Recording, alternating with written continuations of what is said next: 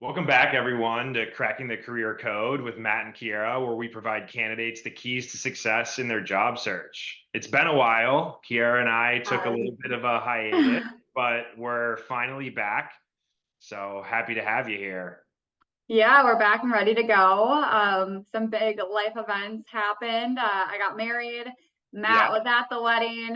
It was a lot very of fun. fun. Yep. So now that the planning is over, we are back and ready to continue the series. Matt, what are we going to be talking about today? Sure, sure. Well, today we're going to be talking about what to consider when you're relocating for a job. We've definitely seen an uptick in companies and clients of ours that are open to bringing people in from different locations. So, just wanted to chat through how to plan for relocation. And Kiera has recently relocated as well from Colorado to Texas. Of course, we're fully remote. Right. There's different considerations there, but yeah, we just wanted to chat through how to approach relocation for a job. Yeah, and when relocating, if you are open to a job, there is a tab that you can check that shows open to relocation. So if that is something you're considering or looking to do, definitely have that checked on your job search Oh yeah, for your open to work. so you can select specific locations, Yep. right, that you're open to on-site for. Yep. So there's a lot to consider. First, where are you currently located?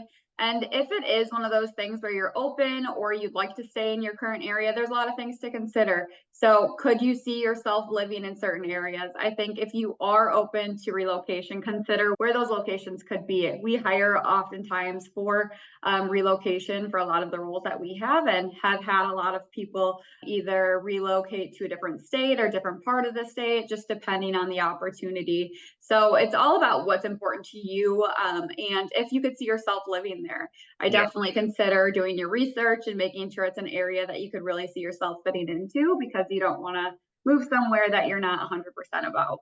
Yeah, and we even see some people that end up relocating within the same city that they're Right. in to make their commute better. Always easier if you're renting and you're near an end of a lease, rather than owning or at the beginning of a lease where you have to break it.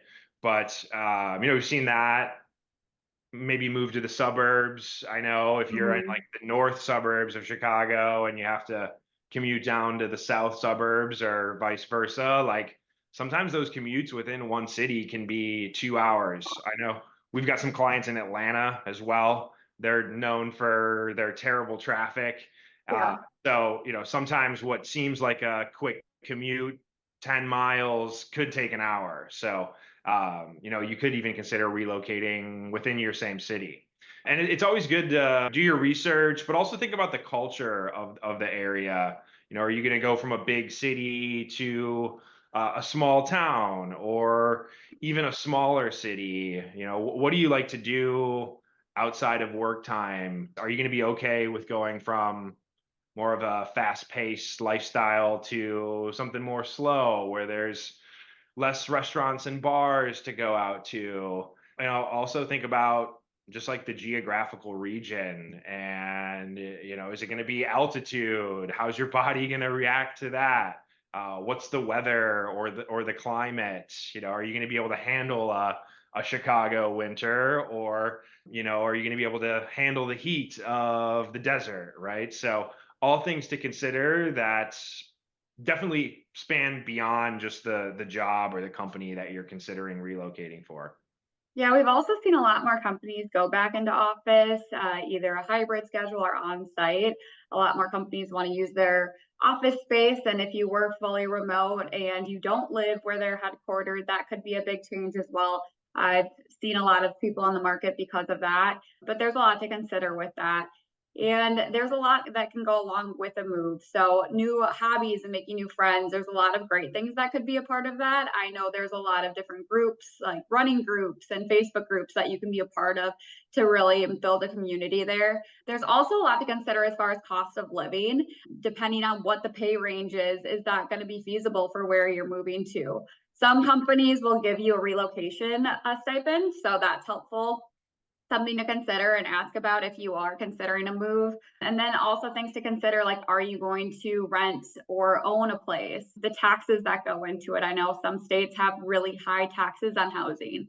That's something to consider. Day-to-day expenses, so food, everything like that. Depending on where you live, that could change drastically, and that's something that you're going to want to factor in based on what you're being offered comp-wise. Yeah. So thinking long term. Yeah, I mean, if you think like 100K in Chicago versus 100K in like New York or San Right. Francisco, Very uh, big. very different cost of living, but all three of those places are big cities. Chicago probably being definitely the most affordable of the three. And Right. you did mention something about remote work, and I know you've done this. You've relocated while working remote. Definitely also something you need to consider because certain companies are only set up to do business in certain states. So if you join a company as a 100% remote employee, but you're planning to move to a different state, you should probably be upfront and open with that company to make sure there's not going to be any issues with that. I know even some companies don't allow you to work remotely from certain states, like while you're traveling. So, definitely make sure that they're flexible with that and that's in alignment with their company policy. And usually has to do with taxes and where the company operates. Yeah, and sometimes those can be added. I think it takes a while now, so I would give them a 6 months heads up if you're going to do that or go that route, just so that they can see if that's a possibility if you aren't on that list for what state you're moving to. But yeah, Mhm. there's a lot to think of long term as well. Are there going to be additional opportunities for advancement in the company? That's something you're going to want to consider if you are relocating for this job or Mhm. opportunity. Is it going to be a place you can be long term? And then is there other businesses in that industry there? So are you able to find another opportunity within that area? And then will you have to relocate again? If this is an opportunity that you're relocating for once, are you going to have to do that again?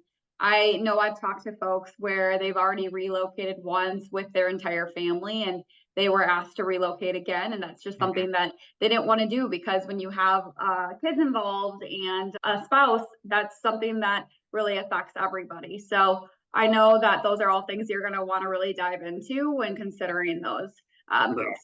Yeah, and we've been working with a lot of like industrial and manufacturing clients Mhm. recently, and a lot of those manufacturing sites are in rural areas, not big cities. So if you're relocating to one of those rural areas and then the job doesn't turn out like you expected it to, are you going to have to relocate back to another big city? Are you going to have to relocate to another rural area? You got to think about all those logistics from a long-term perspective.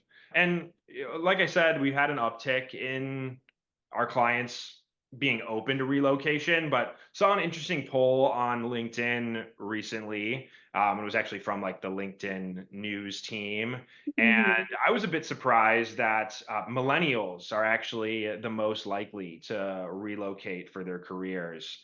I thought it definitely would have been some older generations. I thought that was more of the norm. So I was surprised to see that millennials, which I'm a part of, are actually the most likely to relocate for their career. Yeah, that's an interesting poll. But I think that makes sense. A little bit more willing to take risks. Yeah, that's true. Yeah. And then as far as just where you're moving to, if you see somebody in that area that you're going to be considering, or if you've seen someone do a move, just ask them how they got acclimated, what did they do to make those adjustments, and find groups of people that they were able to connect with. I know work might be a great opportunity for that initial meeting friends and people if you're going to be in office, but there are so many different groups and just different opportunities for clubs to join. Like I said, there is a running club in Dallas. I know there's a bunch of different networking events and just different things that you can attend. So it's a great way to meet people too. Yeah. Well, thank you everyone for joining us today on Cracking the Career Code. Go check out talentinsights.hirewell.com for more content and follow us on LinkedIn if you aren't already. Thanks.